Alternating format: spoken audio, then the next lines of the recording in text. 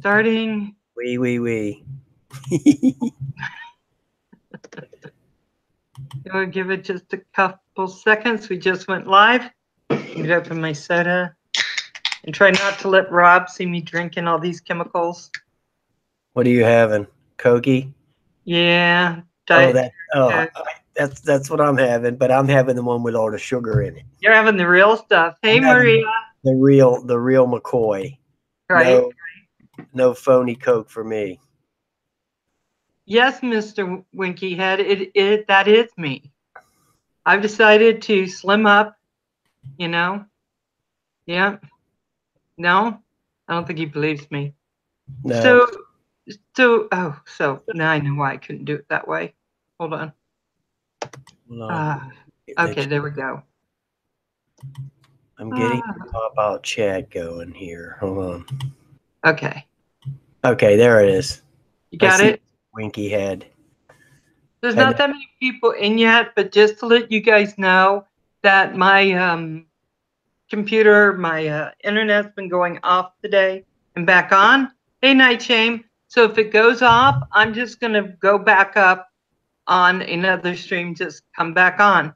So okay. I'll be revolving a little. Okay, Brian? And then I'll send you that. Let you say hello to everyone. Wait. I see him over there. Hi, Maria. Hi, Winky. Night Shame.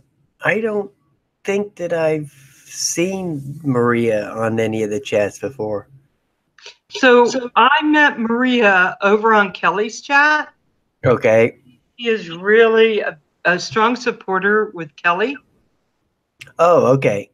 And so that's where I've seen Maria. She has there's that echo again. I don't know what I'm going to do about that. I don't hear any echo. You don't? No. Okay. Oh, 4x4. How you doing? Haven't seen you in a while. Nice to see you. We're going to give it just a couple minutes. We have 6 viewers. That's pretty good.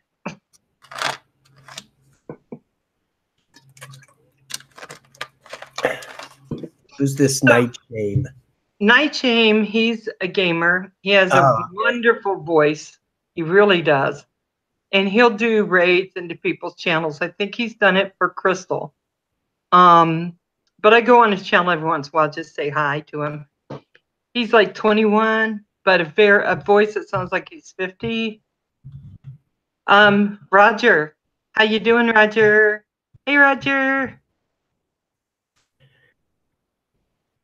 What I did today, nice. Roger, are you sitting in that chair still? He needs a new chair. Ed. Hey, Ed. And we got Thomas. Let's see. I'm sure Kim's out mowing the lawn. Yeah, are raking. Mm-hmm. That's a specialty. Cooking chicken. Cooking turkey. I swear to, I'm going to go there one day and find those turkeys because I know that's what he's doing. There is no way a chicken leg is that big. I refuse to believe it. I refuse.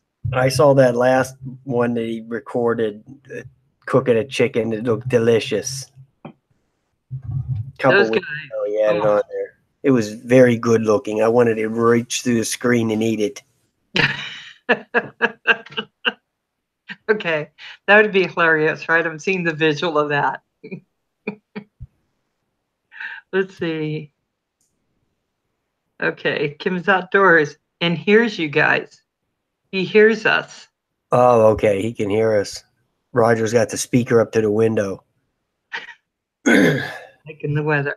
How you liking the weather today? Thomas would like to know. Today was so miserably hot. And yesterday too. I was like, oh, give me a break. Oh, I can't stand going out and making these videos in this heat. I absolutely can't stand it. So what's the humidity like? Is it like 85? Hey, Trish. Oh, today it was 85, but it had the feel like of 98. The humidity, because it had rained this morning a lot. So once that sun broke through them clouds, man, it just felt like an oven. You know, it was really just terrible. It was absolutely just awful. So I know. I didn't do anything. Hey, Crystal. Just work. That's all. Just work. Okay. So, see, I'm hearing my echo again. Oh, it's going to make me insane. I'm going to try to ignore it. Well, you have the volume turned down on your computer, right? Yep. Okay. And you shouldn't get a feedback echo as long as you have the volume turned down. You shouldn't Okay, I have that turned it issue. down a little bit further. Is that better? I don't hear the echo. I did when we were chatting in the little pre-show. I could hear a little bit of echo, but I don't hear it. I don't hear it now at all. Oh, good. Okay. So, hi, Ed. Hey, Flying Trucker. And of course, we see Crystal's in here. So I'm just going to start because Go ahead.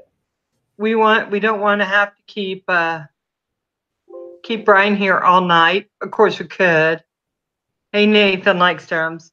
So, Brian, where exactly were you born? I was born in Baltimore. Ah, like Chris. Yeah.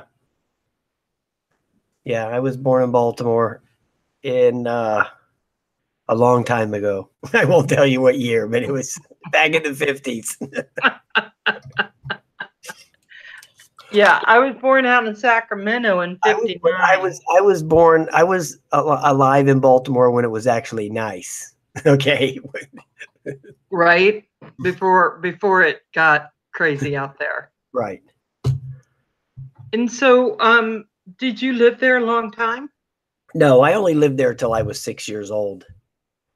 But I went back there a few times a year for a long time because I had a lot of other family there. All my mother's family lived there. So I would always go back multiple times a year to see, the grandmother and the aunts and all that other stuff, so. Wow. Yeah. So do you still have family there? No, they're all dead now.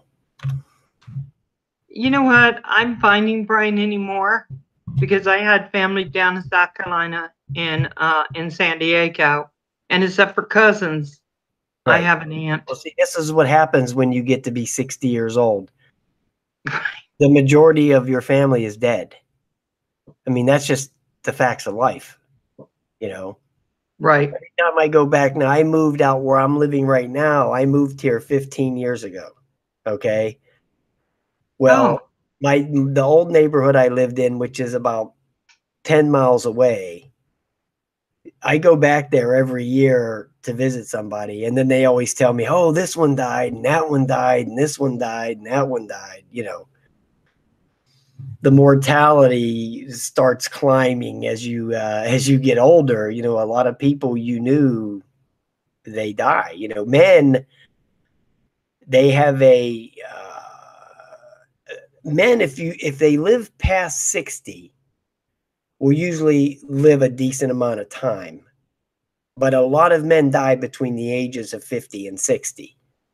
So there's a lot of mortality among men in that range, because they'll get cancers and heart failures and all that other mumbo jumbo. So, but usually if you get over that hump of the 60-year-old hump, you have a good chance of, because you've dodged those bullets, of those cancers and all that other crap. So usually if you get to 60, you have a good chance to extend it out for a while, Yeah, my dad, past that 60 mark. My dad just turned 83. Yeah. And you're exactly right. A lot of the people that we knew are gone now. Right. And his friends and the people that were around him, they're gone. What's that like, Brian, to go back into the neighborhood and have everyone kind of gone? It's weird.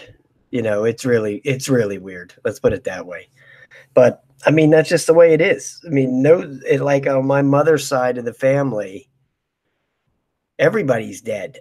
I can't think of one her sister's still alive. She lives in a couple towns away from me. She's the only one I know of that's still living in her family. And then on my dad's family, God only knows, because they live in Tennessee. Maybe there's one or two at the most left, So I mean, my father's been dead since 1985. So. And so now, it's almost like we're the seniors of the family. Is that crazy? Right. I'm an old geezer. I know. That's the way it is. I went and saw my my Aunt Claire a couple years ago, and I need to go back and see her. She's the only one of my dad's family that still survives, except for cousins, of course, our age. And I looked around the room and I go, oh no, we're the old ones now. It was crazy. Yeah, I know. I get crazy ass comments on my videos all the time from these young punks. You know, they come on there, oh, you old fart, you don't know what the shit you're talking about, you old geezer, you know. Oh, I get those comments all the time. Believe me. All the time. Oh yeah, all the time. You're just an old idiot and all this other stuff. All the time. Trust me. And you know, the fun part of that is they're going to get here too. Yeah, I know. Yeah. And then that's fun. And then you get the hip ones that'll say, cool it, Gramps, you know, you need to straighten out, you need to learn how to play with these drones, Grandpa, and all this other stuff. Oh my God. I get lots of those comments. I just can't even believe it. Yeah, it's good to be young and to be stupid. And you only get to be young one time. So you might as well get all your stupid out that you can. Exactly. Sorry, any of our young ones on here. Right. Get all your stupid out right away. Get it out there. Just rush it out as fast as you can. So what were your hobbies growing up? Because you've only been doing drones a short time. What were your hobbies back when you were young? All I did for my whole life was play video games. That's all I ever did. Really? Yeah, that's all I ever did. Was play video. So Brian, what video games were you finding when you were a little kid? Because I didn't. We had a Pong. Was that right? I had a Pong. I had multiple Pongs. many Pong machines I had, and I mean, this stuff goes back to the 70s. All the stuff I've had, I've probably had every video game machine ever made since the 70s. Just every one of them, and I still have a lot of them, all boxed up, piled in closets and storage lockers and all that other crap, you know. But about a year and a half ago, I just said, you know what? I'm sick of it. I got to do something else. And I just put it all down. I haven't played a video game, and I couldn't tell you how long. Once in a while, I'll pick up the controller and fire one up, play it for a couple of minutes or whatever. But it usually doesn't last long. I'll get bored with it really quick, and I'll go do something else. But that's all I ever did. That was my nonstop hobby. Wow. Yeah, I'm looking at someone putting on here Space Invaders. Yeah, that was a big one. Atari, that was. Oh yeah, I had two Intellivisions, Ataris, all that stuff. I had it all. Like I said, I still have a lot of it. You know. Wow. I still have, I think, all my machines back to the PS1. I don't think I have anything left before that. Yeah, I think the ones, my oldest machines now are like the Sega Saturn, the PS1, and those types of the N64 and all them kind of machines. I still have, from them up to now, I have everything. But the stuff that predates that, which would be pre-1995, I wound up pitching all that. You know, I wound up just throwing it all away. You know, you can only drag so much of this crap around with you, you know, because I was actually living in Florida then. Wow. In Tampa. So I think when I wound up leaving Tampa, I threw away like the Super Nintendo stuff and all that cartridge-based stuff. I pitched all that then, you know. And then I just kept the CD-based systems from then on out, which I still have all of those, you know. So then you would definitely have, like you said, the PS1. Do you have the PS2, 3, 4? Yeah, I have that. I have two PS4s. I got the PS4 Pro and the PS4. The PS4 Pro was the last thing I bought in video games, which I'm glad I bought it because it is better than the original one. So, but the only thing I ever do with them now is use them to watch YouTube. That's all I ever do with them. Right? Yeah, I don't play the games no more. I need to fire. Maybe I'll live stream a couple of games. I don't know. But yeah, that's basically what I use my PS4 Pro now is to watch YouTube. So because I don't watch TV anymore. I never watch TV anymore. That's what I was going to ask you, if you even have time, because a lot of us, I don't think, every once in a while I'll catch a movie. I'll watch a movie on it, but I don't have a time for anything. Right. Me either. I work a lot. I mean, I have a 7-day-a-week job. So I work a lot.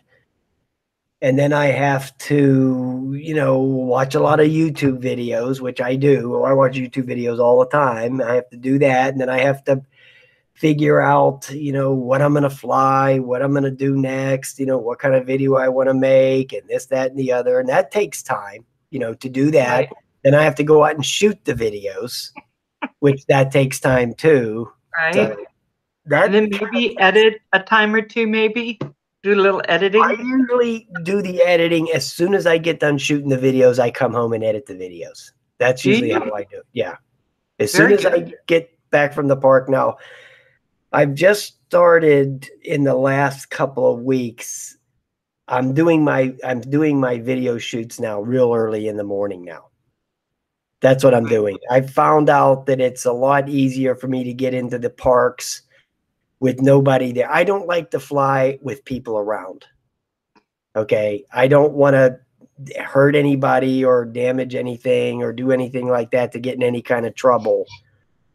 So I like to fly. If I pull up on a park and there's a couple of people there, as long as they're not going to be crossing through me, I'll go ahead and do it, but you can watch. I have 400 and something videos up there. You'll never see me flying over somebody's house, over any people, or down any roads I don't do any of that. I don't break any of those rules, because really you're not supposed to do that. I see people doing this all the time on YouTube, flying over people's houses and doing all. You're really not allowed to do that, but I don't make any comments about it. But yeah, you're really not allowed. You could get reported to the FAA for doing that. I was flying my drone about 10 feet high, not very high, because my grandson wanted to use it. And we just went out front and we were riding it in, or flying it in our cul-de-sac, but not near just over the street part. And I realized when I got in to edit it and say, look at my grandson, I had everyone's addresses, all their car stuff. And so I didn't post it. I didn't edit it. I just thought, you just not going to put it up. Right. I just don't feel comfortable doing that. That's why I just don't do it, So if there's a bunch of people at the park, I just move to the next park. That's all. Because I've got about 5 of them right around here that I can go to. And usually I can squeeze in one of them. But now that I'm going real early in the morning, I'm not having any issues at all. Usually people don't come to the park that early. It's 7:30 in the morning on Sunday morning. There's usually nobody there, No, nobody's going with you. No. Though if you had left that drone up in the tree, I was going to ask you what park, because I was going to see if I could get a friend to run on over and grab it for me. Yeah, that was Eastmont Park. But what I did was, it was up in the tree. And I went to shoot another video, which was this. I didn't post it yet. I'm posting it tomorrow. Which was for this thing right here. This little fly tech. Okay. Yeah. So as I was getting ready to fly this thing, and before I took off, I turned around and said, well, the Hubson's still up in the tree. And I turned around and looked up at the tree. And then after I got done shooting this video, and then I went and got it. I didn't get it right away like it shows in the video, Right. I went and took a little break because it was very tiring. hoofing that log up there, 30 feet in the air. I swear to God, I must have had to throw that thing up there like 30 times at least. I pushed that log up there. I was exhausted after that. The way I did it was I had this big log like this, and I would go up with it. I was just shooting it up, and I must have hit that sucker 15 times, and it was so wedged in there. But finally, it let go. I was watching you do that, and I'd actually thought you were leaving it behind, and I'm screaming at the screen.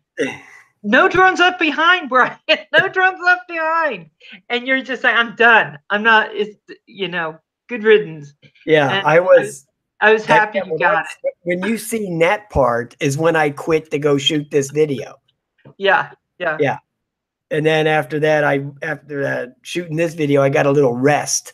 So then I was able to go back after a little break and go get it down. So, and I just watched one of Baduga's videos. He did the same thing. He just posted a video of him doing that same exact thing. Had it stuck in a tree. Yeah, I was lucky. When mine got stuck in the tree, it wasn't that high up. So I was able to put a ladder and just climb up and grab it. Yeah. But I was lucky because my tree's not that full. Right. Well, the problem is I don't carry a ladder in my car to go fishing drones down, You should just have a ladder, the drone ladder. What were you like in your late teens, early 20s? I was just your average, teenager. I've never been in trouble, with the law. I never was one of them on the dark side types. You know what I mean? I was always good. I never got into any trouble with the law, never been arrested or any of that kind of crap, So I didn't run with the bad crowd, I was mostly with we weren't angels by no means, but I never went out and, broke into people's houses or did any of that kind of crap. Mostly I've been working since I was like 13 years old. Right. Because I lived on my own. My dad and my mom got divorced when I was like 6 years old. Oh, wow. And so I went to live with my dad when I was about 13, and he worked a lot. And so I was alone a lot. So I just went out and started getting jobs, and I just, I would go clean restaurants at night and stuff like that, but I always would work, so. I got to tell you, Brian, a divorce when you were 6, that was like when I was a kid, there were no divorces at that time. Not really. There weren't a lot of them. Right. Were you like the only kid that you knew that was in that position? Yeah, actually, I think I was actually growing up, because it was just me and my mom for a while. And then I just got tired of living with her. So I just went to live with my dad. But, he had his own deal going. He had to work all day. And we lived in Florida at the time because, my mom lived in Pittsburgh and then my dad lived in Orlando. And that was pre-Disney World. They were building it then, Right. When I went to live with him, and he worked for the space program. So I moved down there with him and we lived there for years. But, he worked a lot because the hours, for doing that. And so basically I was on my own, Wow. Raise myself as far as that. So I just okay, I need some cash. So I would just go out and work. I would do anything, work at drive-ins, work at the cleaning restaurants and doing all that crap. So that's how that was. John wanted me to let you know that you can take PVC pipe, different lengths, and duct tape. Mm-hmm. You can get your things out. That's a good idea. Right? I thought it when I read it, I thought, yeah. John had a really good idea. And I'm not surprised, John. You're a bright guy. I was going to say, or I could just have the pieces of PVC pipe in the car and just have like these Fernco's and put them together with that. That's a good idea, actually. Right. But it's also a good idea to not fly into the trees. See, that's even the better idea, is watch what the hell you're doing, because that thing came in way too hot. I mean, I was bringing it back. I had the throttle, and I could see it that was going to happen. And if you watch the video, you'll see the drone as it's going over me spin around in the opposite, because I'm trying to spin it and throttle it back the other way, but the inertia was so strong it couldn't start going forward. It was just going backwards too fast, because I'd already spun the drone around and started trying to head in the opposite direction, but it was too late. So it really did look like it was on a beeline for China. Yeah, it did. And if it could get through your force field, it was going. I was coming in way too fast. But it's also good not to fly when you have those trees behind you that close. If I would have been out there a little bit further, it would have probably just went around me. Would have went back around me and did a little loop around. So, but it is right. I got it down, so I'll put it back in the mothballs. I won't fly that thing again for a while. So I started working around 7. I'd go to neighbors and ask if I could clean their house for 25 cents an hour. Right. I was not an expensive worker. And they all had kids, so they all hired me. Right. And then I just kept moving up into different jobs until I just kept going. I think that happened with a lot of us, Brian, where we just, if we wanted money, that's how we were doing it. Right. Oh, I did all kinds of stuff when I was a kid. I don't think I did much babysitting, because I would have probably got fired after the kid started screaming one time. I'd have clocked him in the head, and then they would have come home and seen the kid with 2 black eyes, and they would have said, "Oh, sorry, Brian, you're fired." I never was a big fan of crying babies. It always kind of got on my nerve. Even my own son, I didn't like it when he did it. But he was such a damn good kid that he hardly ever cried. You know what I mean? So I would just put those Muppet Babies on, and he would just watch TV. That's how it was with him. Yeah, I'm really happy that my children grew up in an age before Teletubbies. Yeah. Because I think I would have killed something. Yeah, so kids crying, it kind of grinds on my nerve. If I'm out at a restaurant or something like that, and there's some whining ass kid in there, I'll be sitting there in the restaurant eating, and some kid will be whining and acting a fool, and I'll just be like, "Oh, shut up, that little bastard!" Stuff him under the seat or something. Yeah, crying babies and me don't get along at all. Trust me. Well, at my age, and I think yours, Brian, parents didn't take their kids out if they were crying like that. No. They left those kids home so nobody knew. Right. That their kids were like that. Right. And so I never experienced it till, boy, I don't know, just about 10, 15, maybe even 20 years ago. Every kid I run into in the restaurant, a lot of them are screaming. Right. It's very rare that they don't. It's a different world now. I mean, a kid now, if you're out in public and the kid's acting a fool, if you say anything to him, he goes and hires a lawyer.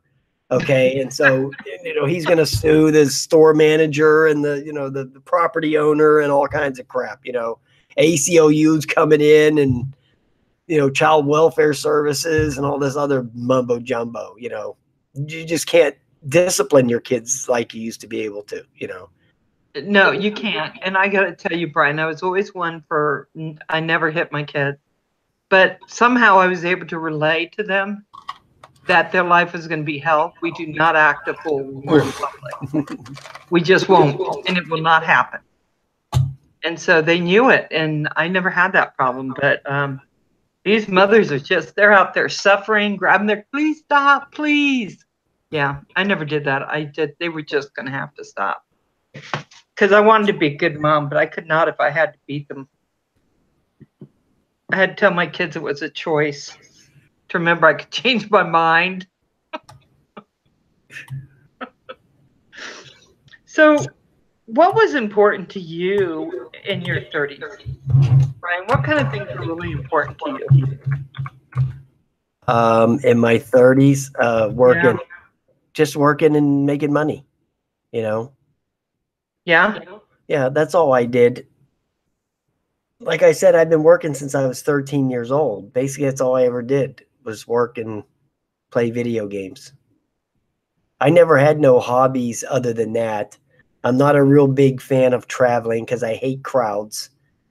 I can't stand crowds, being with a lot of people, like going to amusement parks and crap like that. I'm just not a big fan of that. Right. Waiting in lines, standing in lines for hours on end and that kind of stuff. I'm just not a big fan of that stuff. I'd rather sleep than do that. Okay. So then I'll take a nap option other than standing in line for 2 hours to do something like that.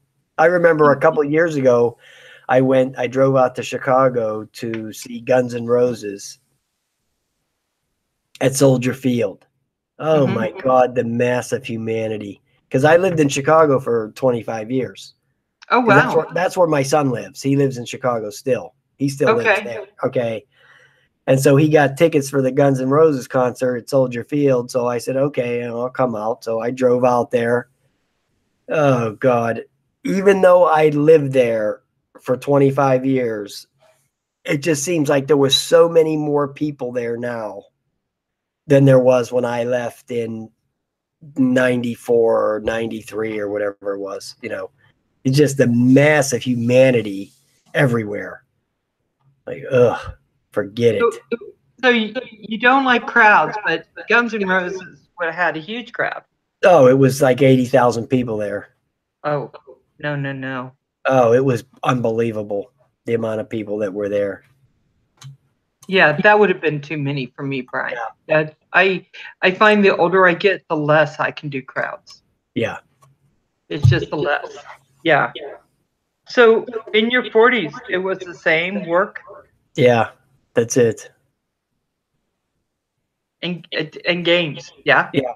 Yeah, because that was my hobby. I mean, that was like what drones are to me now.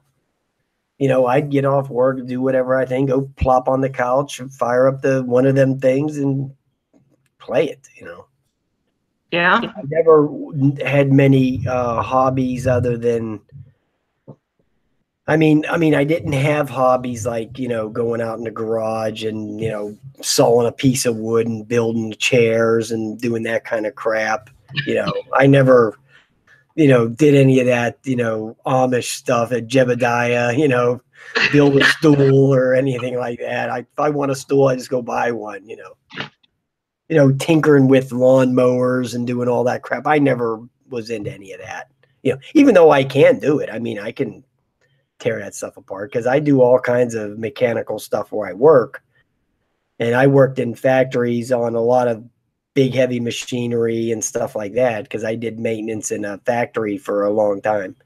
I mean, I can tear machinery apart and build it, but I just never like to do that kind of stuff after work. You know what I mean? Yeah, it never was a big thrill for me to go out in the garage and tinker around with some BS, fixing a bike or doing some crap like that. I never was into doing that, See, and I love all kinds of hobbies. I'm just not good at them. Yeah, well. I like a lot. So let's talk a little bit about your YouTube channel. And then I'm going to dive into some other stuff. So last year, I think it was March, wasn't it, when you started your YouTube channel? Yeah, last March. March before. In March of 17. And so that was the exact same month I started mine. Yeah. And so I'm sitting at like 800 subscribers. And where are you now? I'm at 2,900, I think. Something like that.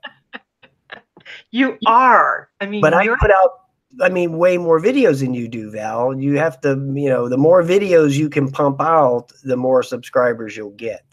You know what? I'm going to say, Brian, no. But I can see you saying that. But I've seen some terrible channels putting out stuff every day, and they're still at maybe 50 subscribers. I mean, some channels, no matter how much they put out, yours were when I started out, my YouTube stuff was not good at all. I didn't know what I was doing. But you kind of started out already knowing. Well, I kind of got lucky because my third video that I did kind of really hit real good. Okay. And it's one of my most popular videos to this day. It was just my third video. I think my first video, 5 people watched it. And my second video, maybe 20 people watched it. Yeah, I'm one of them. But that third video really blew up. Okay. And that really brought in a lot of people, even though to this day, I think there's like maybe 25,000 views on it, but it has tons of dislikes on it. People hated it and called me every name in the book for making that video. But it created a lot of buzz. You know what I mean? And so what about that video do you think people just didn't like? Because they didn't like that I slammed the product. See, those kind of videos will do good. Just go buy something and just go on YouTube and say, this sucks ass. And people will watch it. I'm telling you, that's just the way it is. I mean, people will watch something if you say it sucks. Okay. Oh my God. I had some guy today come to my channel. I had this one video. It was for this piece of shit drone from Walmart. It was called the Vivitar Flying Bird or something. Okay. And so he left me this comment today. He said, you know, you were saying it was bad before you even took off. You were saying these bad things. Obviously, you're very biased. And I just wrote him back. I said, look, dude, if you would have watched the other video, which these people never do, right. I said, if you would have watched the original video I did, I took it off in the house and said it was going to be a piece of crap before I ever brought it out for the outside test. I said, so I knew going in, this was a piece of crap. That's why it sounded biased. So these people, they'll still go back. They cherry pick. That's what they do. You know, they don't. You put multiple videos up on a quadcopter and say, okay, you take it out for the first time and it's not that good, and you play around with it a little more, and then you take it out and it's okay. Now I got it figured out. Now it's all better. But they will never go look for the other videos. They just want to go zero in on the one that you said where it's bad, you know, because, you know, like I've always said about that, people, and this is just human nature. Okay. People never like to think that they got ripped off. Okay. So right. obviously this guy that was criticizing that video today, obviously he had bought that thing. There's no doubt in my mind. He owned that, and he probably thought it was pretty good. So me saying what I said about the video made him feel like he got ripped off, like he bought something he shouldn't have bought, which he shouldn't have. Okay. If he would have watched my first video, he would have never went and bought the damn thing. Yes, dronologist, those goggles are the cat's ass. Go buy a pair. Go get him a refurb $275 at the DJI store. Okay, thanks, Momo. You're the best. So, you know, and I've noticed that about you, Brian, because when I first started looking at drones, every time I saw a channel, and it's before I really knew any of you guys, they were always saying all these drones were great. And you see the girl jumping up in the air, catching the drone, or jumping in and it taking the wonderful picture. And then I bought one of those. Yeah. It was that thing either hit me or flew away. It only had 2 modes. Right. Well, those people are getting paid to tell you it's good. Okay. Those people are actually doing quite well right now, and they're becoming the biggest thing on YouTube. I mean, they're like the biggest. They passed the other guys. They passed that old guy up. They're the biggest ones now. They're the kings. So, right. You know, I congratulate them. They're very successful, but I don't believe anything they say. I can't, because I know they're getting very well compensated for doing what they're doing, and that's fine. You know, I don't have a problem with it, but I'm not going to go buy anything they say. You know, I'm not going to buy anything that they tell me to buy, because I just can't put any faith into it. So, yeah, and before I got the Breeze, so for me, the Breeze is an excellent. The Breeze is great. It fits my life. It fits who I am. It fits how I fly. Right. And I know everyone else does all these. They're more into freestyle and keeping it in the air and having to do that. I like just putting it up and having it stay. I'm sorry, I'm a little lazy that way, but it's so much fun for me, that one. And I found the Breeze is very, very docile and very easy to fly. Yeah, you know, that's what's good about it. You know, it's not fast enough for it to get away from you. You know, it's just not that fast. You know, it's and I don't want it flying back to China. And everyone else has, maybe, I don't know, but mine is like the Winnie the Pooh of drones. You know, it just kind of is going to always be there. And it's a very high quality product too. It's not like some junk. It's a good piece of equipment. You know, I have a video on that, on the Breeze. Another one of them ones that I caught all this hell, you know, about the marketing. I made a video about the marketing of the product, and people just ripped me to shreds. But I never said that it was a bad drone, you know, and a lot of people defended me in the video. They said, look, he's not saying that it's not a good quadcopter. He's saying they didn't market it correctly, you know. I don't think they did. No, they didn't. They dropped the ball on the marketing, and DJI came in right behind them with the Spark and kicked their ass with it. The Unique lost their ass on the Breeze.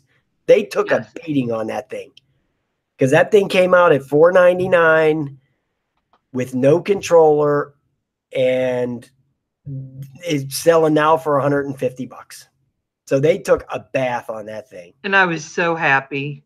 Yeah. Because had it stayed $400, $500, I couldn't have got it. Right. I paid $400 for it. I got it for $399, and then I had to pay $60 or $70 for the controller. So I got $500 in that thing with tax. Yeah. Oh, gosh. Right. I got $500 in there. I should put it under my pillow at night and sleep on it. How much cash I got into it, or stick it down in my underwear and fire the motors up. Get some kind of thrill out of that Breeze. Oh, God. Hey, Scott. You know, let me just recognize a few people. Hey, Ed, Scott, Mo, Devon Gray, RC Crazy, Kim, Flying Trucker. I'm just saying the ones I've seen. Drone pull in here, Dronologist. Thank you, guys. And for you just coming in, hearing that Brian's going to put a drone in his pants. Sorry about that. I don't think he really will. Yeah, go watch RC Crazy's video. I think he put it out yesterday. I went and watched it. And when I saw that him and his wife were going to fly, I knew there was going to be crashes. So I just sat there and watched the whole video. And I said, okay, crash number 1 is at 2 minutes. And then crash number 2 was at, 6 minutes. And then crash number 3 was at 10:49. I put that in the comments. So if you just want to go to where the crashes are, you can go to RC Crazy and watch his Sky Viper video from yesterday or the day before, and just find my comment, and then you can just click on the timestamp to find the crashes. Because I knew it was coming. That's why I said, okay, I'm going to watch this, because I know these guys are going to be crashing this thing. Sure enough, they did. Well, she did. Mrs. Crazy. She's the one that did the crashing, not him. Yeah. That thing around like crazy. But she's the one that was crashing. But that thing's kind of basically indestructible. It's almost impossible to break that thing. So your videos, from what I was seeing, they all did pretty good though, Brian. All your videos have done pretty good. Most of my videos that do well are the toys. not the good. Nobody watches my DJI stuff.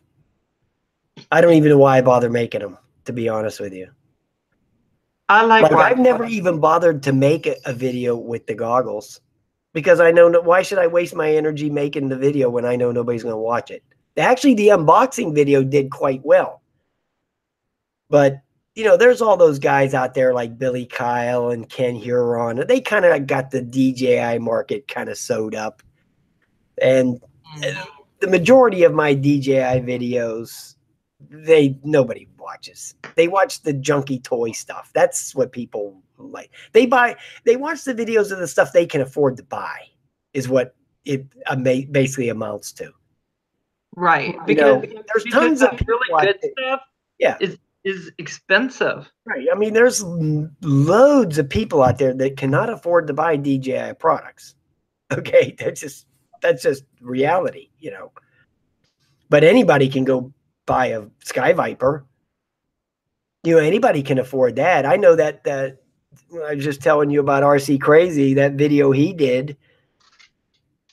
That same quad, I have that quad that his wife was, you know, crashing around on the sidewalk there. That's my most popular video, is of that quad. Wow. Yeah. That's some kind of like $29 thing or $39 thing. Yeah, that's my most popular video. I think there's like 30,000 views on that video. So that, yeah, people will watch the videos of the toy stuff I did. But the good stuff, no, the DJI stuff, nobody watches. So Brian, one thing I noticed about your videos when I first started watching them was that you call things a turd, which I find hysterical. So where did that come from? Something that came off the top of my head. I thought, this thing's a real turd. I don't know. It's just something I started to go with, and the people leave comments, is it a turd? They'll say that because the people that come back, you know, they're regular, they'll come back and say, oh, is it a turd or whatever? It's just something that just popped into the top of my head. That's all. And I saw you flying that little one that was like the emoji turd that you were flying. Yeah, the flying turd. Yeah. I still have it. It's sitting right there on the shelf right over there. It's laying right there in my pile of stuff that I haven't. You know, I still have that pile of stuff that I bought on Black Friday. I've never even opened yet. Tons of stuff. Still sitting right behind my computer desk. Yeah. So you purchased a lot of things for you. All of my stuff. All of it. I mean, I just got a few in from Banggood that I have to make videos for. But when I agreed to do this for them, they told me to go to the website and pick some stuff. I just picked cheap stuff. I didn't like go in there and try to have them send me nice, good stuff. I just told them, no, just send me this little crap right here. I'll look at it for you, you know. So, and I told them I was giving it all away anyway. I wasn't keeping any of it. So any of the stuff they sent me, I'm not going to keep. I'm going to give it back to you know, the subscribers. But, you know, I don't do giveaways anymore on my channel. What I do now is I'll make a video, and if I'm going to be done with the product or whatever, I'll just pick somebody that is a loyal person and I'll just give it to. I'll just say, oh, send me your address and I'll ship this to you. Okay. I don't do giveaways anymore because giveaways really are not good for your channel. What they do, it's a psychological thing. Giveaways, they alienate more people because, you know, say 100 people try to win the product and one person wins. Well, you're making one person happy and you're pissing off 99 others. Okay. That's true. Okay. So you're better off just going in and picking somebody that you want to win, because a lot of times, you know, Val, I've had tons of giveaways. Yes. Okay. I've given away at least 40 or 50 quadcopters. Okay. And a lot of the people that won the quad, I've never heard from them again. Never again did I ever hear another peep out of them.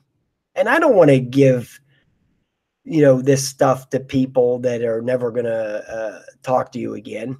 You know, they win the thing and you never see them again on your channel.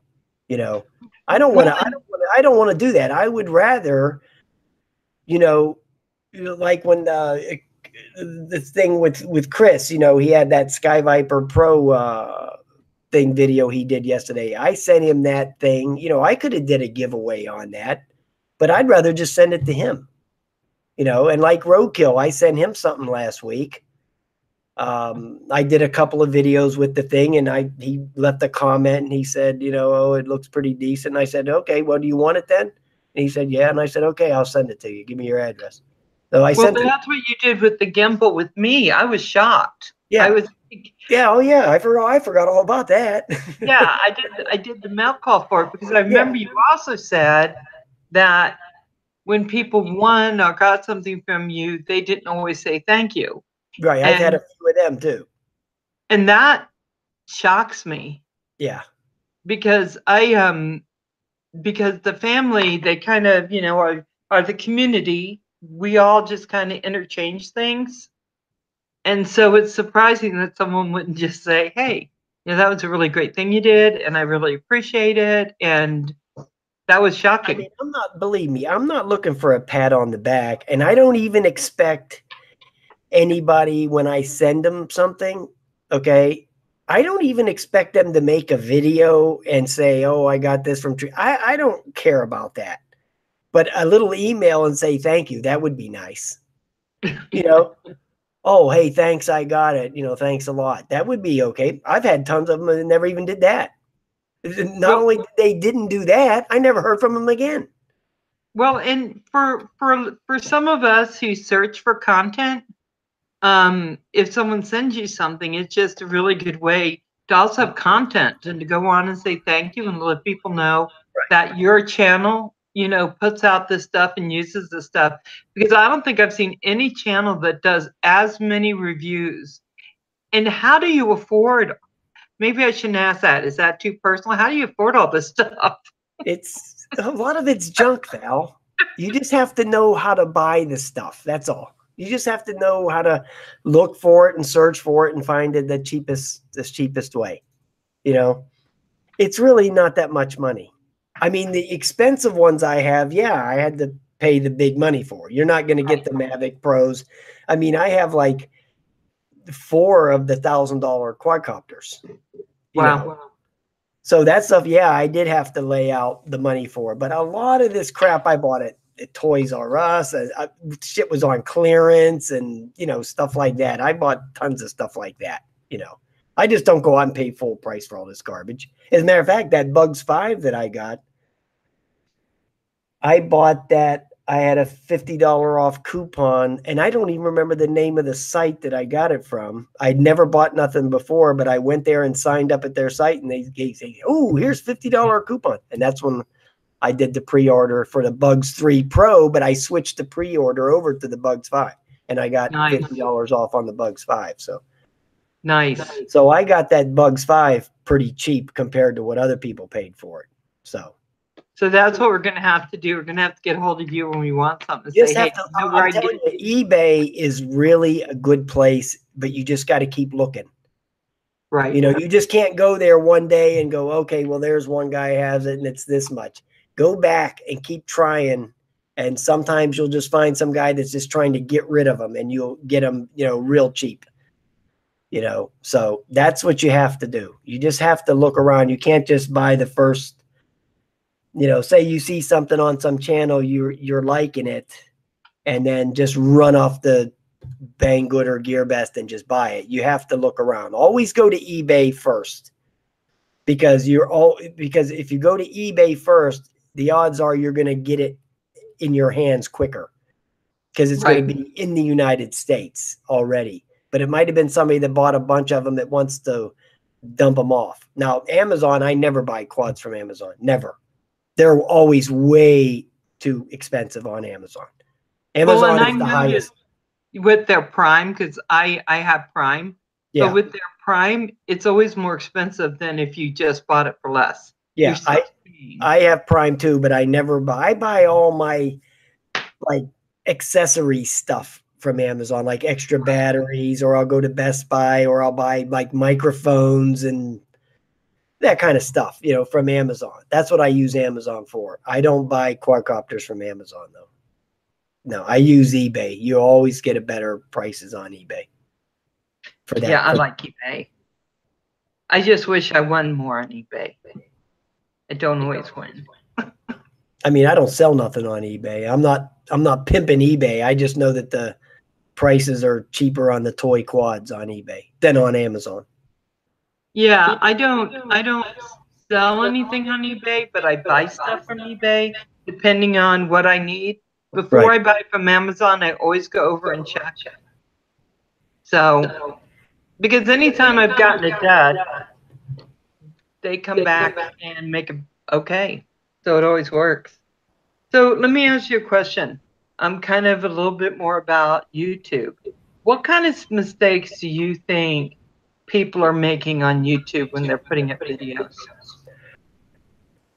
I think I talked about this with somebody, I think with Cuppy last week when he had his little thing. And I know this for a fact that this is a problem, okay? Because it's happened to me.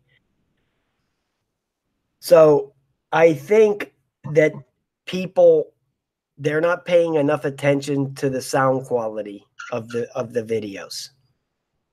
Okay, it's very important because I had the RC Sailors. They came to watch one of my videos. Okay, and you know they're the kings now. They're the big dogs on the block, and they said, "We liked your video." And I left a comment. It's still on the video. We liked your video, but we couldn't hear it. Okay. And so I said, okay, I got to do something about that. And then I watched it back and I didn't think there was a problem, but they thought there was a problem. And since they're so big, it must be a problem. So immediately I went out and I figured out, you know, I didn't buy a bunch of equipment. All I did was figure out how to fuse the sound and the video together. So how I make my videos now is I record the videos with the camera and I record the sound separately on another device. And then I meld them together in the iMovie when I'm cutting the video. So I splice the sound together. So now nobody should have any trouble at hearing my videos, you know. But that's important. But I see a lot of people, and some of them I even know myself, you know, people that I subscribe to that I follow. You can't understand a word they're saying. You know what I mean? And they need to tighten that up. It's so easy to fuse the video and the audio together. There's no reason why you can't do it, because it's very easy to do. Right. I found that out with my editing. I let all my stuff record, but then when I went into doing the actual editing, I would take one of them, the best sounding, and then mute everything else and slice that right in. It was a way to improve my audio, because my audio was pretty bad there for a long time. Well, I use the iMovie. You know, that's what I use to edit the videos. And iMovie is so simple to do that in. To edit I actually put a video up about 2 months ago of how to do that. And it's a very straightforward video. If you would just watch, if somebody would just watch the video, they would be able to see how easy it is to actually fuse the two together. It's simple as pie, you know? So, but anyway, after they left that comment, that's what I started doing. So I've heard about the RC Sailors, but I've never seen anything they do. They're the biggest thing on YouTube now for drones. They passed over all the other people. They've grown like so fast that they've kind of taken the big dog spot now. Oh, wow. Okay. Well, they have the, you know, he's got the gimmick. They got the, you know, they got the dog and all that crap. You know, he's got the little, who I actually like Popeye. That's the name of the dog, Popeye. Yeah. But he's a cute little dog. So they have that little hook that they have the cutie angle. So, you know, he comes out there and he trots his wife out there and she's all happy. And, you know, and then they bring the dog out and try to do the whole family affair type deal, you know, the apple pie and all that crap. It works, you know, it works for them. So. See, that's what I'm trying to tell Rob. If he just brings Quad Farm, little Val out there with him, I'm thinking he's going to do good. Yeah. Is that what is the little Val? Is that the goat?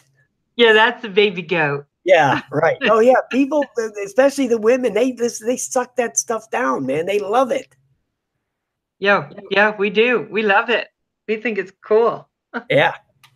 So what other mistakes do you think people are making? Let's talk about when they review products, because your reviews, Brian, I got to say, I love your reviews. And when I first started watching them, you always hit the end, okay, boys, there you go, or whatever. And right. Well, I do what's called out of the box reviews. Mm-hmm. Okay. Since I don't get paid to do these reviews, I can do whatever I want. Okay.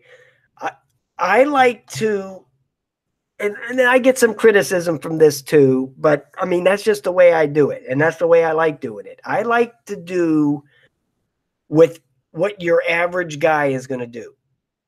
Your average guy is going to go buy this drone. He's going to get home. He's going to rip that box open. He's going to charge that battery. He's going to throw that battery in there and go out in the backyard and fly it.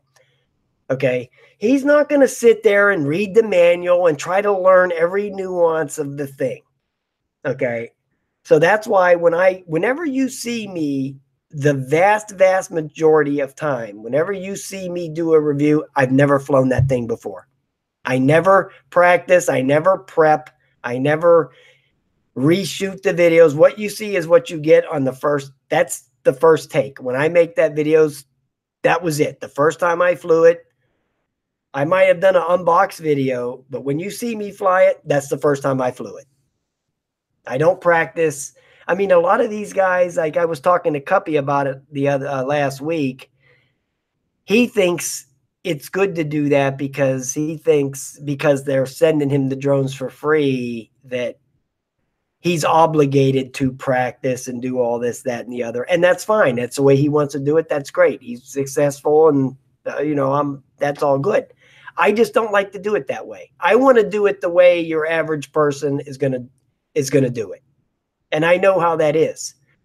They're going to rip that box open, charge that battery, and hurry up and get that thing out there. And they're not going to sit there and read through that manual. They'll just figure it out as they go. And if they have a problem, they'll run back to YouTube.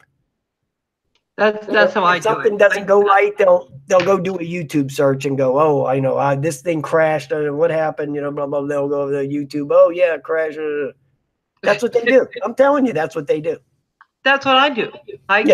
Every time I get something, I'll pull out the directions and I'll just toss them.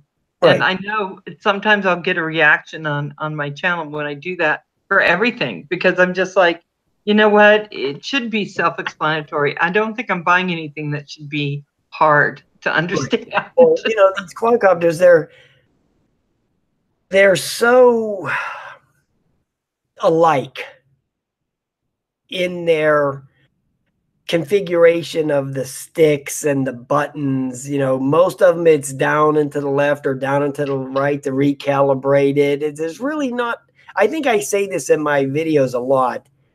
I'll say it's not complicated because it's not. It's not brain surgery. You start the motors and you push up on the stick and it goes up in the air. It's not rocket science, Now, if you want to get into doing some other, but I'm talking about toy grade stuff. It's not rocket science. You start the motors and you lift up on the stick and there it goes in the air. Adios amigo, up in the tree. Right. So is there anything else you could tell anyone on how to get their channels to be, because you've reached a lot of people in a fairly short amount of time. I think yours was, what do I call it? You have an organic channel. It wasn't a sub for sub channel. It wasn't a, It didn't seem that way, at least. I don't never do that. I don't do that crap. I don't have time for one thing to go. Right. I don't go and watch videos of on YouTube of stuff I'm not interested in, and then leave some comment. Oh, I'll sub you. I never do that. Never. Right. Because I know that those people, they're not going to come back and watch any of my videos. I know that. I mean, I know that people do that, and they get out there and they try to hustle these subs. And look, if people want to watch your videos, they'll come and watch them. If they don't, they won't. Okay, it just boils down to that right there, plain and simple. I mean, yeah, it's good if you can go to what I would call like-minded videos. Like, okay, say I could go to some guy's channel that's kind of popular. Okay, I'll use for an example, say Ken Huron or Billy Kyle. These guys got 50,000. So, okay. Now, if you go to one of their channels and leave some nice comments and all and something like that, you could possibly get somebody come back to see something. You know, they might say, oh, that was a nice comment. Let me check this guy out. You know, somebody that's reading those comments, not necessarily Billy or Ken, but somebody else in the thread. It's a good idea to go put yourself out there on those guys' channel. Okay, so other users that don't know who you are can see, oh, who's this True Drone Reviews guy that left this nice comment for Ken? It's never good to go to somebody else's channel and be derogatory in any way. It's never good for your channel to do that. If you don't have nothing nice to say, don't say nothing. You know, I would never go to Billy's channel, even if he was doing something that I totally disagree with. I would never go there and go, oh, you're an idiot, or I would never do that. Okay, because all that's going to do is cause backlash on you, because then his army is going to come after you and, you know, give you a bad name. So it's never a good idea to do that, but it doesn't hurt to go to those kind of channels and make yourself known in the chat, you know, in the comment section, and make comments on their videos. You know, that does not hurt one bit. But I'm not going to go to some needlepoint channel and start going, oh, great pattern, baby. You know, I'm not doing that. Okay. Great pattern. Can you sub me? I'm not going there. Okay. Can you do me a favor and make a comment really quick in the chat so people can, if they want to sub to you because they like what you're saying, they can. I think Crystal already did it, but if you do it too, that would make it easy. Thank you, Crystal. Crystal, it was so much fun having you on this stream the other night. Just want to make sure you know that. It was tons of fun.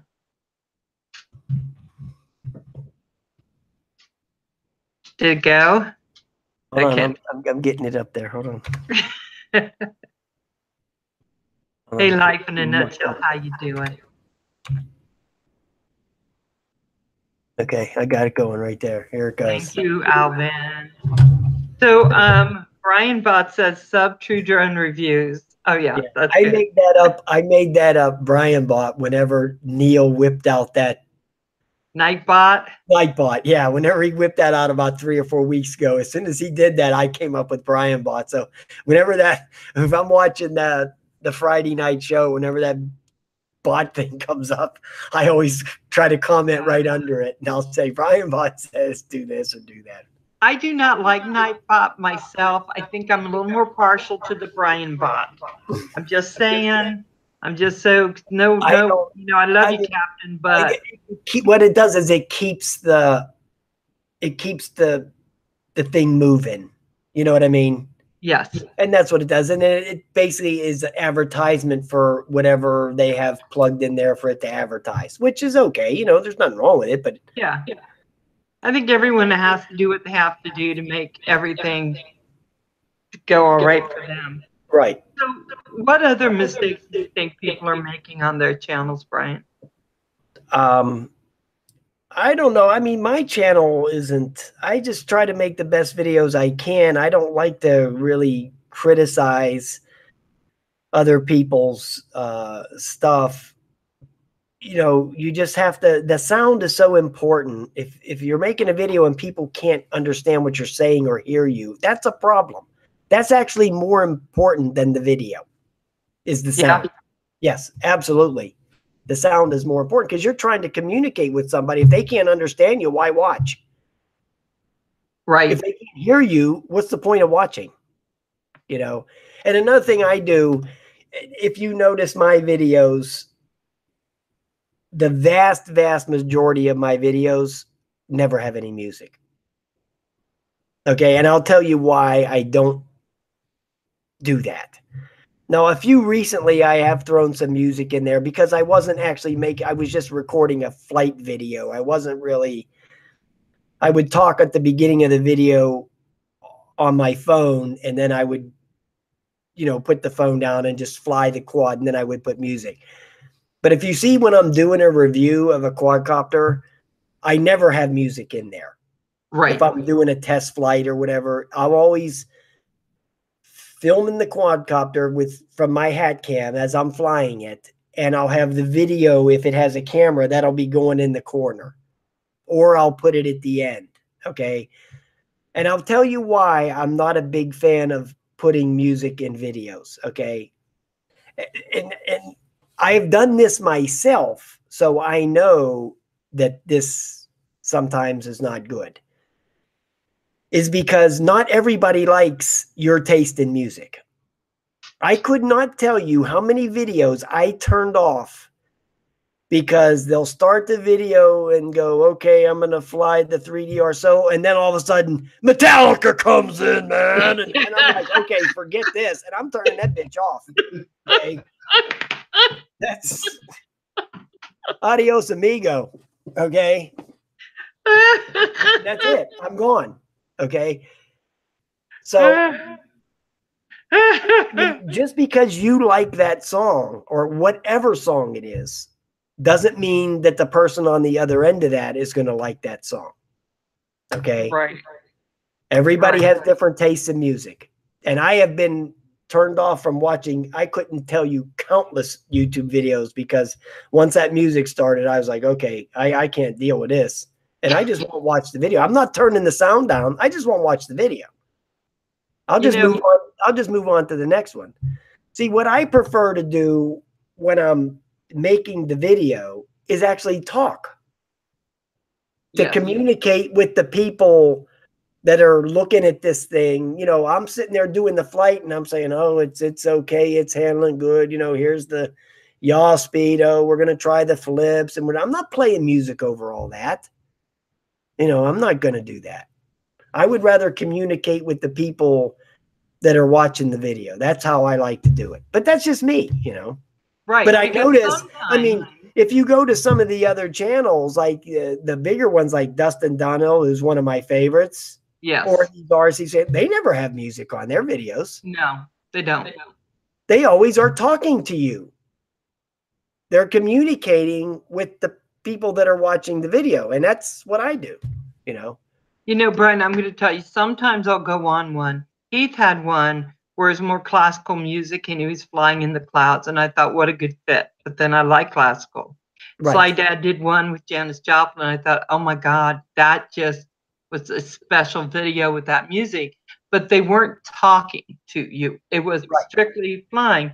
Right. And I like sometimes trying to find a piece of music that might fit. But I agree with you. When stuff comes on I do not like, the video goes off. Right. And that's the vast majority of people. They're not going to bother, oh, I'll turn the volume down and just watch this dead air. They just won't. I mean, the vast majority of people, they don't like the song. They're just going to leave. They're just going to stop the video and go to the next one that might be good, you know. So and that's just the way I look at it, you know. I'm seeing in your living room a big cat tree. Where's Ranger? Range. Ranger.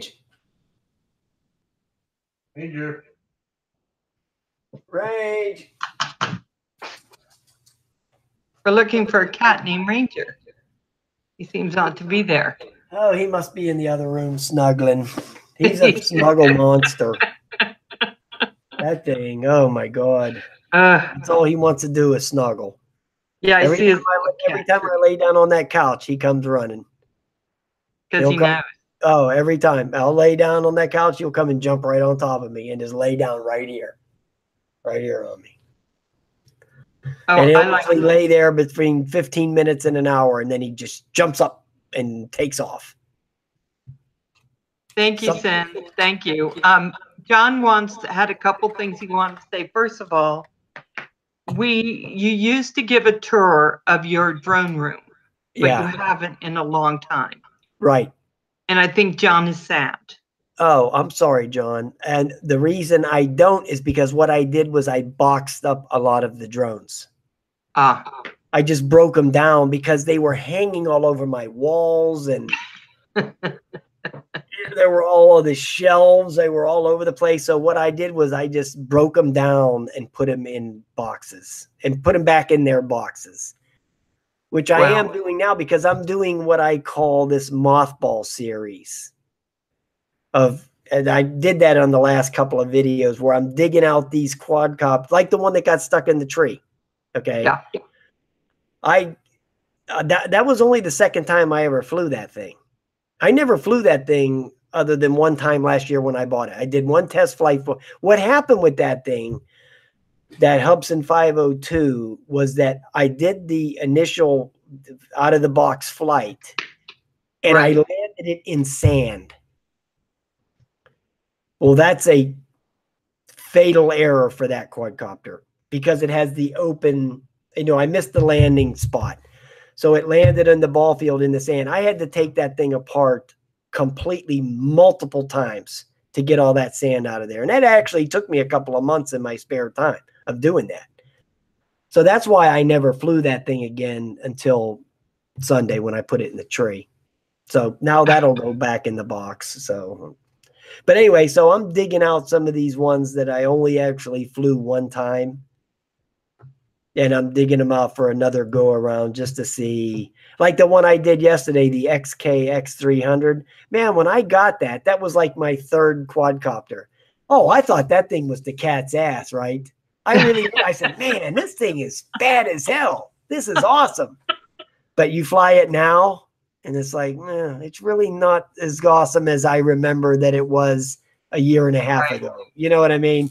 Right. Because now I've been spoiled on all these Phantoms and Mavic Pros and Sparks and all that crap. Now that I've been spoiled on all that stuff, going back to what I thought was awesome really is not that awesome, It happens. That's kind of like the chick you were going out with when you were 15, and now you see her when she's 60. You're like, okay, I liked her better when she was 15. So it's basically the same thing as with quadcopters. It was better a year and a half ago than it is now. Yeah. So Brian, where do you want your YouTube channel to go? Are you just happy where it's at, or do you want to see something? I'm just happy where it's at. I do this for fun. I make nothing out of it. Actually, it costs me money because I only make like $85 a month off of YouTube. So that doesn't pay for too much of my stuff. You know what I mean? That might get me 2 cheap quads a month for what I get from YouTube. So I got to tell you, Brian, I'd feel like a rock star if I was making 5 cents. I don't admit that. Well, I had these couple of videos on my channel that really did really well, not as for making money. What they did well was bringing up my subs and bringing up the watch times and all that crap. That little Spider-Man ball that I bought for $5. God, I couldn't believe how many people watched that video. So yeah, you gotta just hope you just get one of those videos that really clicks, and you'll get a lot out of it as far as viewers and watch time and stuff like that, because those couple of videos like that I did pushed me over that limit that YouTube put on, when they had that. Okay, well, those videos saved me from not making that. Right. You know what I mean? If it Yeah. wasn't for those videos, the Spider-Man one, the Sky Viper, and the Up Air 1 crash, those videos there are the ones that took me out of that twilight zone of YouTube and put me into the being able to get some couple bucks out of it. So yeah, because I gotta say, I did one video on my lawnmower, well, two on the lawnmower, but one it says my ego won't start. I ended up with close to 5,000 views, and it's still growing. By the time spring starts, it's growing, growing, growing, and it'll taper off in the winter, and then it'll start again. Not enough to get me get you over that. And I've had my most dislikes on that particular one because I forgot how to turn it on. It wasn't broken. Right. Dislikes are very important. People don't even understand that. Okay. That YouTube algorithm, YouTube and Drone Worship, I give him props for turning me on to this because I didn't know that because he's one of these guys that studies these analytics a lot. Okay. Which I do too now, but he really knows the ins and outs of these analytics. And he showed about a month and a half ago, he posted videos and showed you what YouTube does if the video they will promote a video that has dislikes on it. YouTube, he says YouTube loves controversy. So if your video has more dislikes on it than likes, they will promote it more because they think it's controversial. And he actually showed it by having two videos of basically the same thing. One had all these dislikes on it. One of them had these likes. I guess he might have got his buddies to go on there and hit the dislike, but he used that algorithm to show us how that works, you know, and it works. You know, he even showed us his analytics page and all that and showed us, it sits there and shows you how the video is doing better because it has more dislikes. So yeah so it's maybe not bad. Don't, you know, don't get, right. That video I have, that Sky Viper Pro, it has tons of dislikes, but it has lots of views. Right. So that means it's been promoted. And if you go type into the YouTube, just go into Google and just type in Sky Viper Pro, my video will be like the third thing down. Wow. So it's already up there, you know, it's been up there actually for a long time. So. Well, video dislikes are not a bad thing. Yeah, I hate them though. Makes me think people don't like me. But that's just all psychological, Val. It's not a bad thing for the video. Okay, it's going to bring the video up in the algorithm. So it's actually not a bad thing. You see a dislike. What I don't like is I don't care about the dislikes. I just don't like the dislikes with the comments. Right. Okay. Because most people will just put it, they don't like it. They'll just hit dislike and leave. But a lot of people will stick around to troll you and call you names. And that's the stuff I don't like. Yeah. I've been pretty lucky. The first time I got a dislike on on my lawnmower one, the guy called me fat and stupid. And I just took his comment out. I thought, you know, don't waste my time with that garbage. That's just a waste of time. Well, but then most of them I keep. Every once in a while I'll take one out if I think it's going to hurt someone else's feelings. But, you know.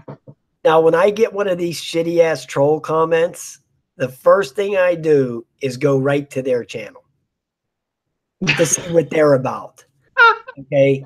So they'll leave a real nasty ass comment. So I'll look at the comment and I'll go, okay, let me see what you're doing. So I'll go to their site and I'll just see that they're usually worthless pieces of crap, and which most trolls are. Okay. Right. You know, that's what most of them are, garbage. So I'll go to their page and I'll pick on one of their videos and call them every name in the book too. Okay. I'll just rip them up with a new one. And that'll be the end of it. And usually you never hear from them again, you know. So oh my God, that's how TDR takes care of that. Yeah, and I feel like when you need to take care of a thing, you just do. You just take care of it. I mean, I can do the same thing they do. Right. I mean, you know, they don't have exclusive rights of being an asshole. I can be an asshole too. Right? Right. Right. So that's what I do. I just go back to their page, find one of their videos and say, oh, this thing sucks. And so do you, you know? So that's how I do it. And then usually you don't hear from them anymore. They go, okay, well, he's not going to let me go over there and stomp on him. He's going to do something, so I won't bother with him no more. That's usually how that works. You know, I think it's fine if someone wants to go on your video and just say, you know what, this is my opinion. It's not going to agree with yours. Right. But when they get nasty about it, there's no reason for that. Oh, I've had, believe me, I've had to block people because how nasty they were. You know what I mean? Yeah. Yeah, I've had to block. I don't like to do that, but I mean, these people are so vile and vicious that you just have to do it. Because I'm not going to sit there and read this garbage every day. No. So, I mean, that's what you have to do after a while. If it's just one or two comments, I leave them in there, you know. So yeah, if they're being really serial stalkers, there's no reason. So I'm going to open it up and see if we get any questions, because I got a feeling there probably are, because John's been posting them long. I've been trying to ask him as I see them. So, guys, is there anything that you would like to ask Brian about any of his drones or what drones he likes? What is your favorite drone, Brian? I like all drones. No, I like I'll tell you what. My favorite probably is I love that Phantom 3. Okay. I love that thing. I've loved it from the day I got it. It's been one of my favorite quadcopters. I love the Phantom 3. I love the Mavic Pro. I love the new Parrot. I really like that thing. So, oh yeah, Kim, what made me get into drones? Being bored with video games. I was walking through a Home Depot, and this was Christmas of 2016. I was walking through the Home Depot, and they had a display up there with a bunch of drones, toy quadcopters, and I bought one. And that started the whole thing right there, which I wound up sending that away. I gave it to Ray Lugo. I sent that to him last year or something like that. But that's what started it. Phantom 3 is one of my favorites. I love that thing. That is such a nice, that's such a nice quad. Such a nice flying deal. Mavic Pro, the new Parrot, the Mavic Air, it has that great asteroid thing, you know, where it goes up and does that spin around up there. But I just don't like it. To me, it just doesn't fly as good as the Mavic Pro. The Mavic Pro flies better than the Mavic Air. I don't care what anybody says. If anybody says different, they're wrong. Here's what I say. If anybody says different, they don't have a Mavic Pro. Okay? They don't have both of them. Because if you have both, then you know the Mavic Pro is better as a flyer. And people that'll argue with me and say the Mavic Air is better, they don't have a Mavic Pro. They just have the Mavic Air, and they're defending their Mavic Air position. But if they were to get a Mavic Pro and fly that, they would know that the Mavic Pro is better. Period. I got to tell you, most of my Phantom 3 experience, what I've seen, has been with Kim's videos. Right. And they're beautiful. I mean, I love that thing. I love the way it goes up. It's so smooth. The picture's beautiful. Right. It's not jerky. Maybe it's just him doing it, and other people's would be bad. I don't know. But it looks like it's something that I'd be able to handle.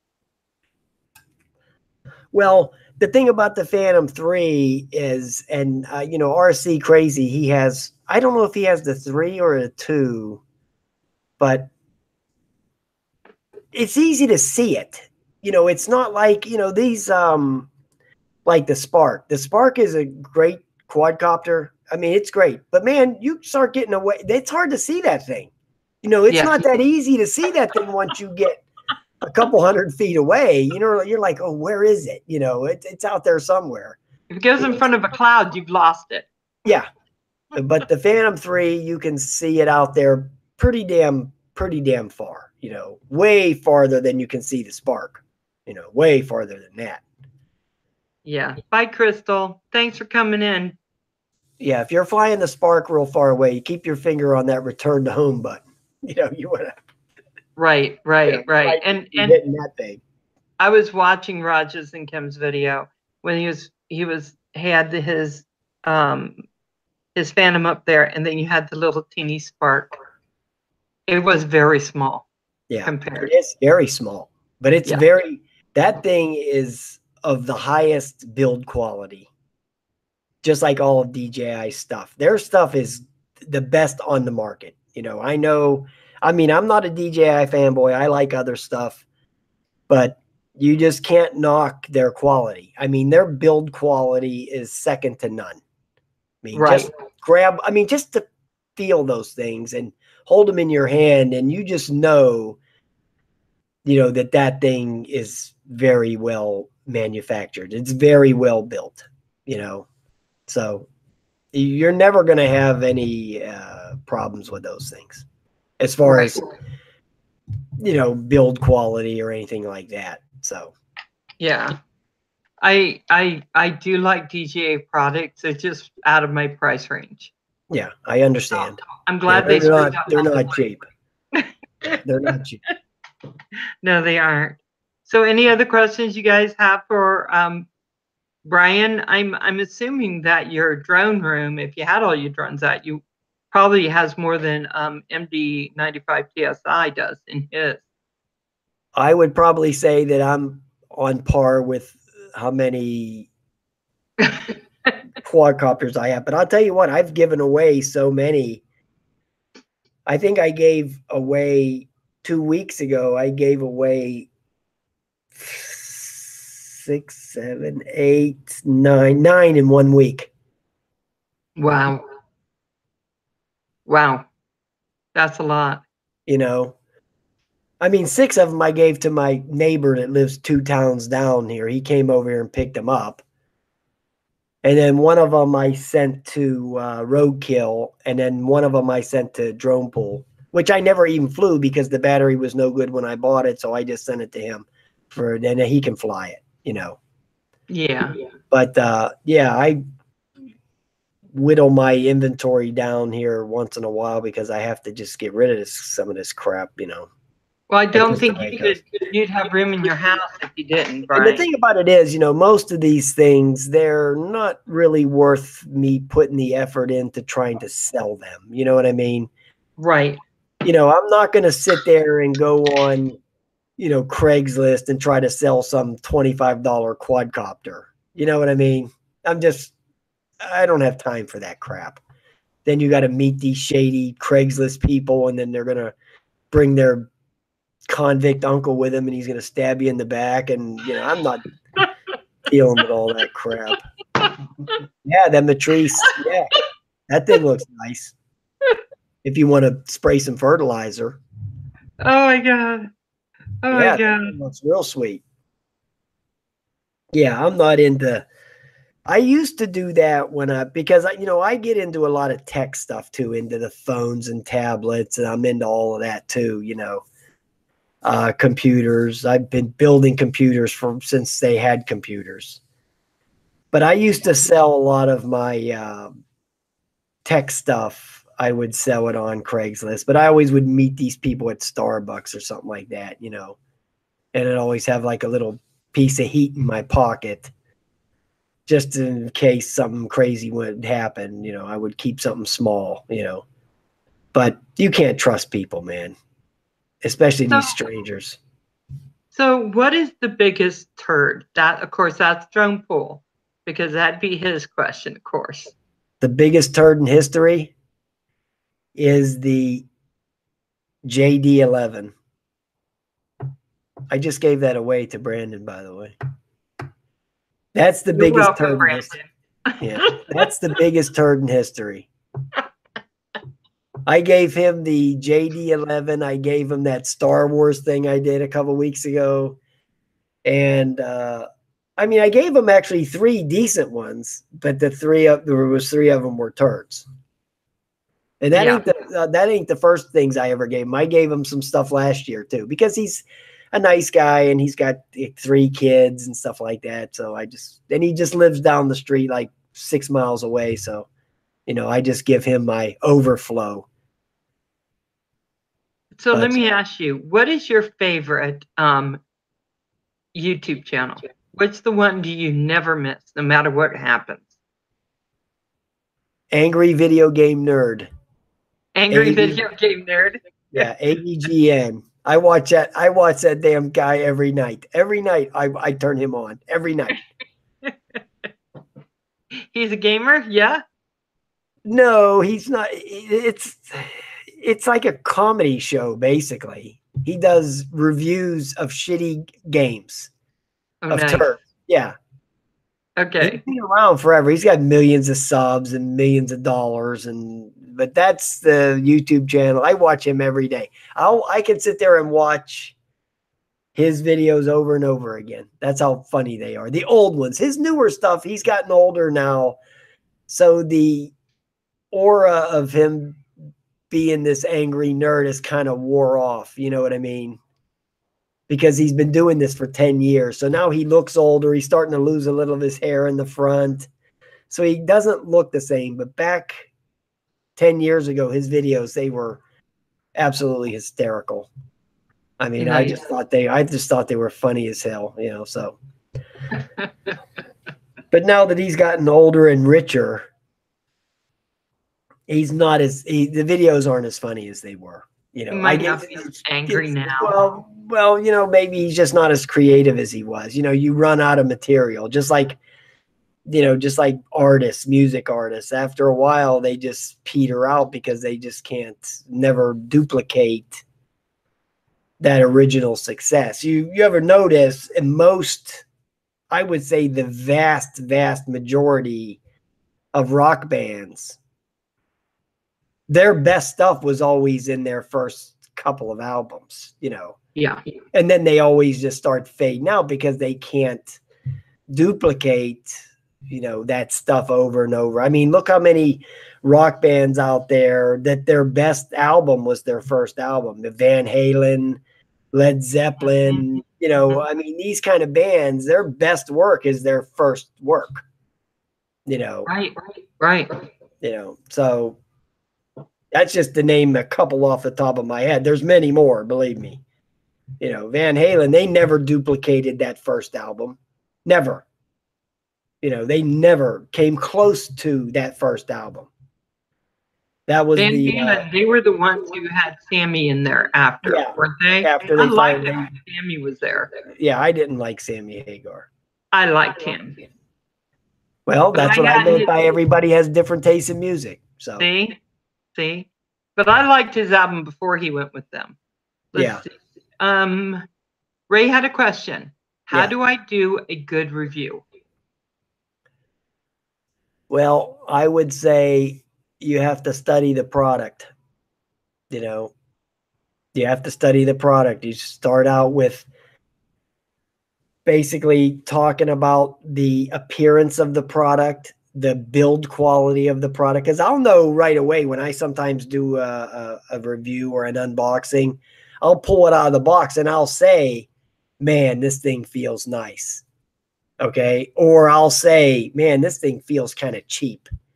Because that's the first impression that you get is when you grab it out of the box the first time. That's your first impression on it is the build quality. Okay. So that's where you would want to start once you get the box open, you pull it out of there and you go, oh, it's light or it feels okay, or it doesn't, it's kind of chintz, That's how you basically start. And then you just work your way from there. You talk about the battery, the size of the battery, and, what kind of spare parts are with it. Does it give you enough? Because, a lot of these drone companies, these props cost them nothing. Those things are, for 2 cents, they could put 30 sets of props in there. Okay. Things are just, stamped out plastic on sheets. But, some companies will go cheap and they'll give you only 2 extra props instead of throwing in the regular. So you mentioned that, or, you mentioned the charger. Oh, it's not a decent charger. It's a cheap charger or whatever. I mean, all these companies now are going to these USB chargers, which aren't good balance chargers.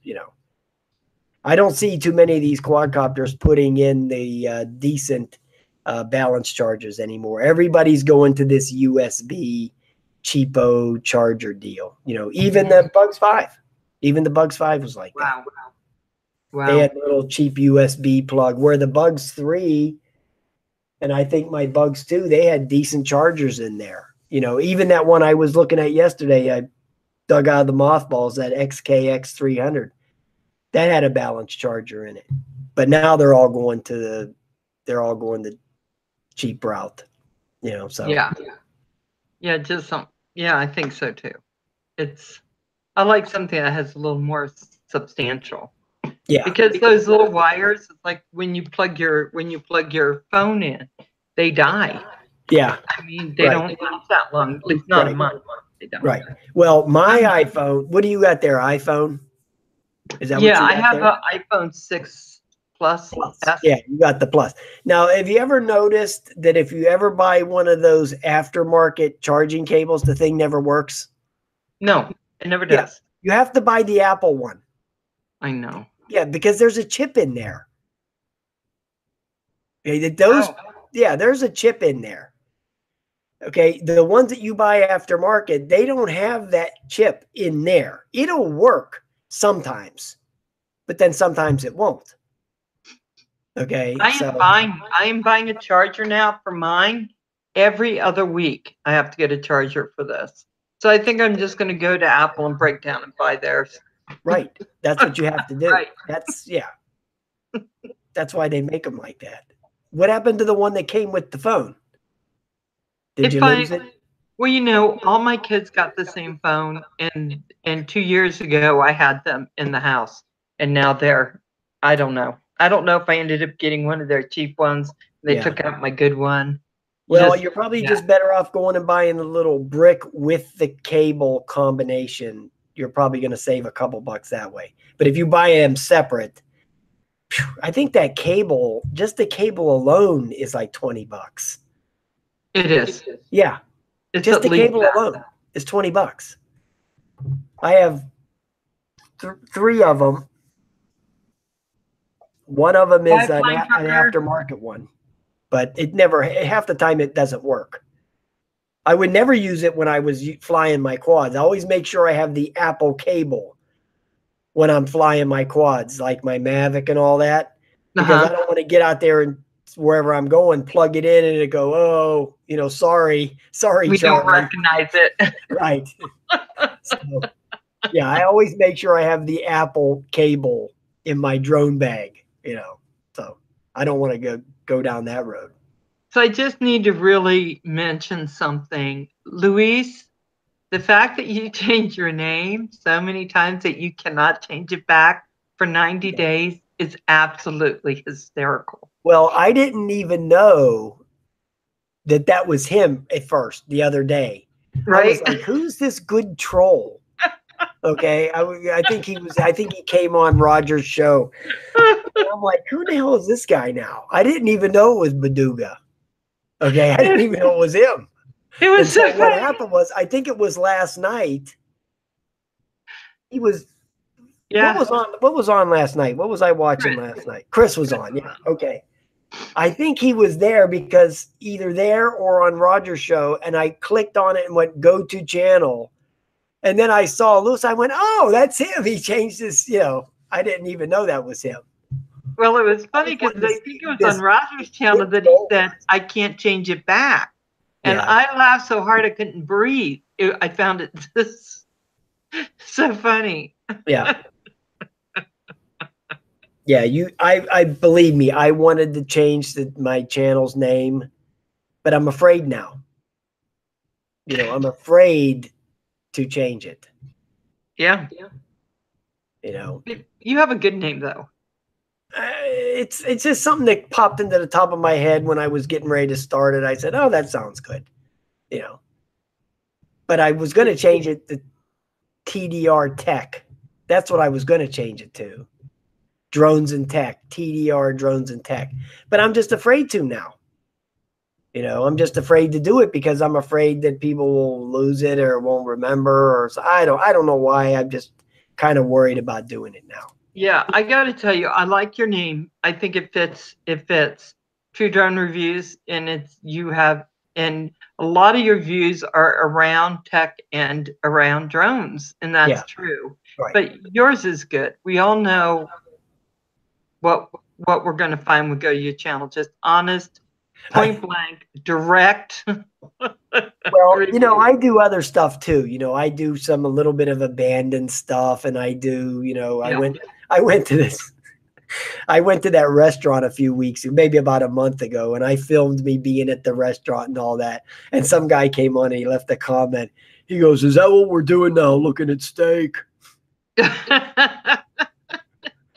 And I just typed in, "Yeah, you know, I do other things. You know, I don't just fly quadcopters. You know, I go to the mall, I go to stores, I go to, you know, cemeteries, and, you know, I'm not just going to do the same thing all the time. You know, you get bored, right? You know, doing the same thing all the time."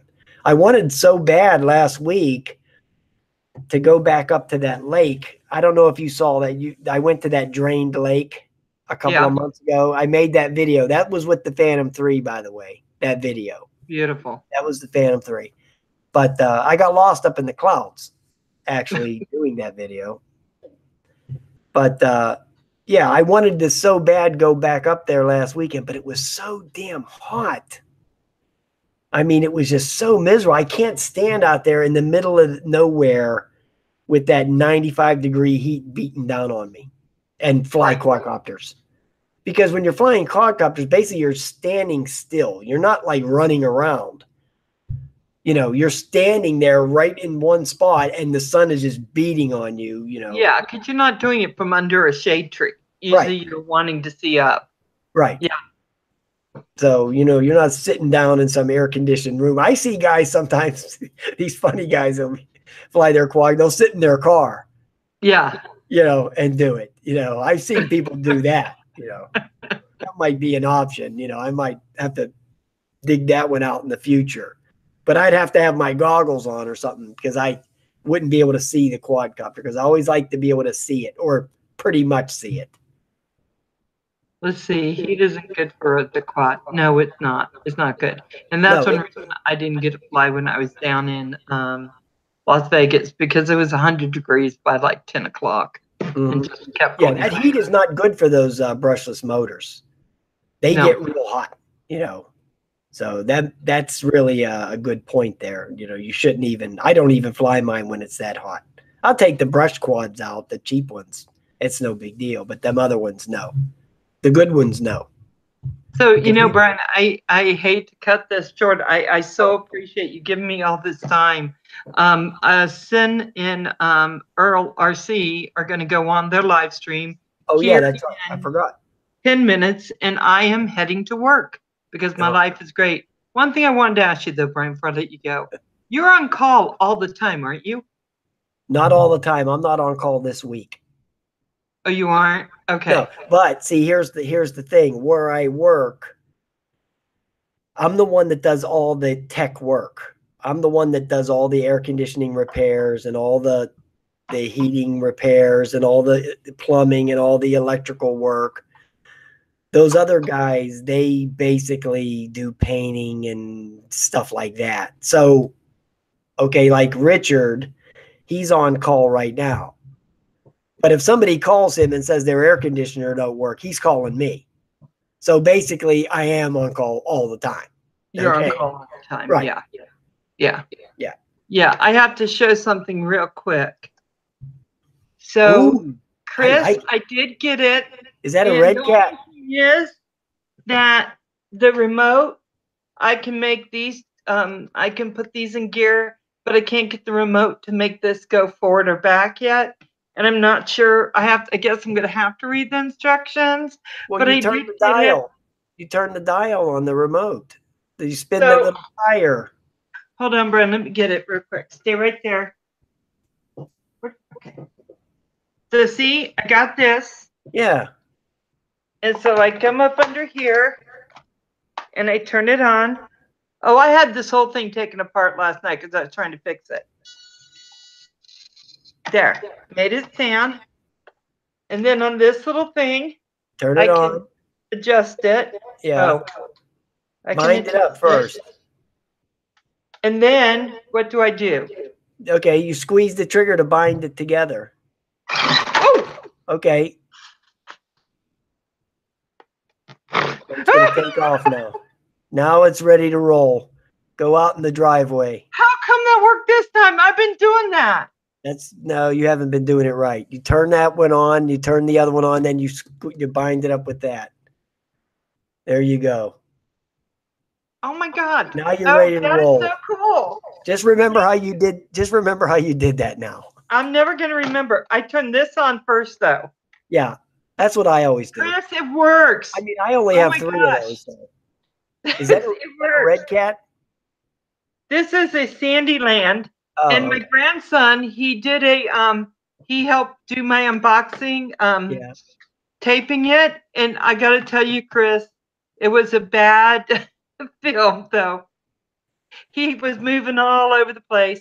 So that's what I wanted to say at the very end. I did get this, but I couldn't get this and that to work together. But Brian got it going and it almost just ran right off the. Oh my gosh. Okay. So I pulled these little pins. I had this off. I had the battery out. I was just like, why won't it work? Because I didn't read the directions, Chris, but Well, thank nobody you. does. Nobody does that. I don't need no stinking instructions. I know. I'm like, I can figure it out. And my grandson walked over to me after I had it all apart and he goes, I don't think that's a good idea. And I'm like, yeah, evidently not, because it's still not working. Oh, Chris, I'm going to be using this tomorrow. I have to go to work today and it may scare the lady I'm watching tonight, but I will be using this tomorrow. Thank you, Chris. I can't tell you how happy I am to have this thing, but it's very cool. So, Brian, thank you so much. I adore you. I love your reviews. There's just no one who reviews like you, I don't think. I really like them. And I know every time I'm getting an honest perspective on that drone that you're reviewing. And thanks, Val. Checks in the mail.